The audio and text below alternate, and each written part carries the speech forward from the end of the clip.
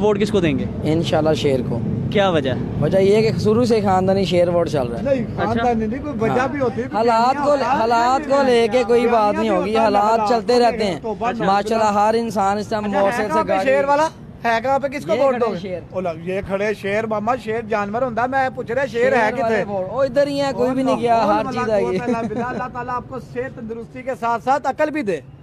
हकीकत आपको बात बता रहा हूँ मैं। अच्छा। हकीकत बात है। वजह बता दो, एक वजह बता दो। नहीं मैं तवा नहीं, एक वजह दस दो। शेर नू वोट देन दी अल्लाह दी कसम मैं भी दांगा।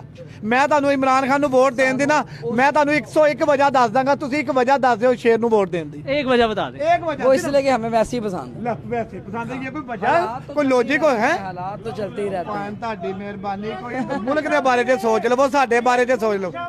ਨਹੀਂ ਮੂੰਹ 'ਚ ਸ਼ਾਮਿਲ हाँ ਮੁਹੱਬਤ की वजह से बिल्कुल। ਸਾਨੂੰ ਭਾਵੇਂ ਖਾ ਜਾਵੇ ਹੈ। ਮੈਨੂੰ ਅੱਲਾ ਦੀ ਕਸਮ ਮੇਰਾ ਸਾਲਾ ਵੀ ਨਹੀਂ ਲੱਗਦਾ ਜਿਹੜਾ ਅੱਛਾ ਹੋਏਗਾ